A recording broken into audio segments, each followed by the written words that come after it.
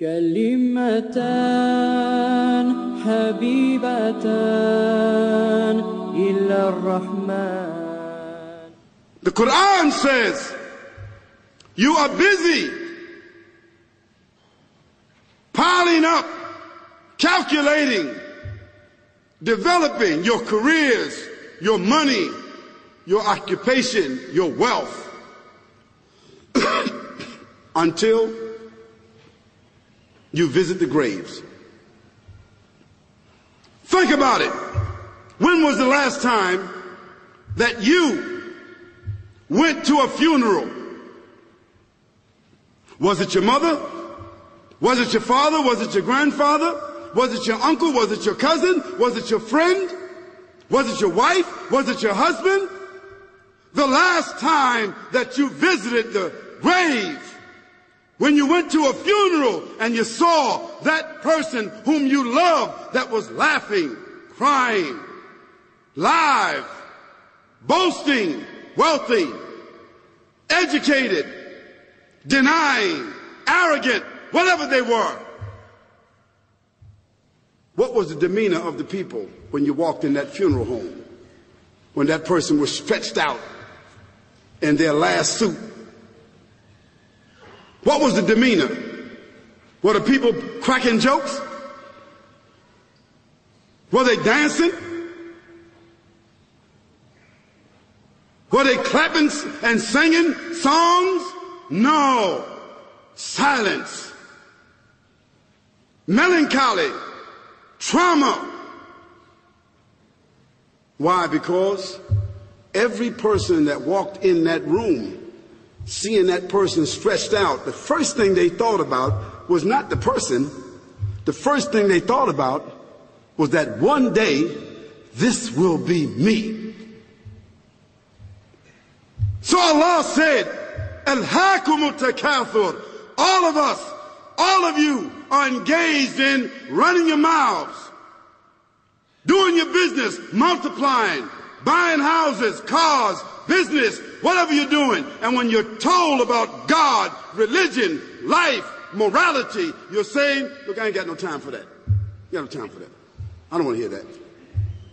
I don't even believe in God. As a matter of fact, science is so sophisticated that I think really that they're on the verge of being able to solve the whole thing of death soon. We ain't got to die. If we got enough money, we don't even have to die.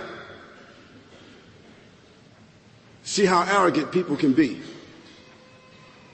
until they visit the funeral house. And then after you go to the funeral house, if you got the guts, if you're able to do so, you go to the grave.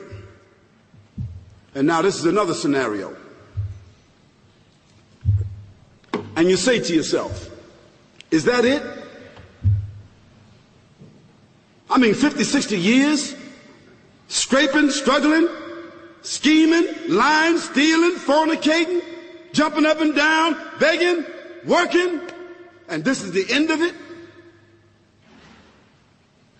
I mean, is this what's going to happen to me? Are they going to be dropping me into a hole in the ground? So you and I, we're going into a hole a little deeper than the one the cat dug. And all the people that's crying, pulling out their hair, screaming, almost acting like they falling in the thing with you. They want to just jump in there with you. Not really though, you know, it's all an act. Because ain't nobody really going to jump in there and stay in there. They don't love you that much.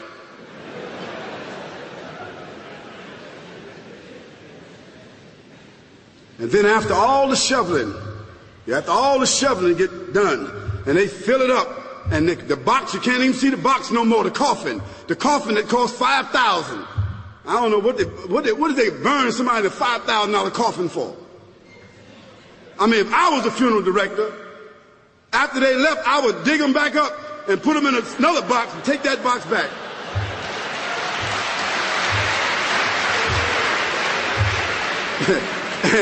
And honestly, I'm telling you, that's what they do. Yeah. So after all the money and all the drama, and they dig that hole and put you in there and cover you up, and everybody goes back to the place, go back to mama's house or daddy's house or whoever's house, and we cook some chicken or whatever it is, and we do a little dancing and drink some scotch and forget all about that person, and then we want the lawyer to come now and talk about, divvying up the spoils. So if that woman who died had a husband, somebody else is going to marry him, you know that. And that man who died, that woman, in about 6 months or a year of grieving or whatever it is, she gonna come to understand that she needs somebody else to be with, so she gonna marry somebody. So that means if his suits are still in the closet and he can fit them, who gonna wear them? So it really means that after all this time, and the people walk away from that grave, it's over. What about that person in the grave? What's happening? Because you know and I know that death is almost like sleeping. Death is like sleeping. Your body is gone. Your body is dead. Your spirit is gone, but your consciousness is there.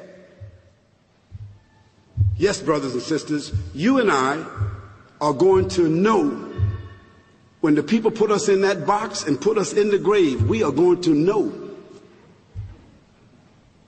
Your spirit is gone. You can't shout. You can't call out.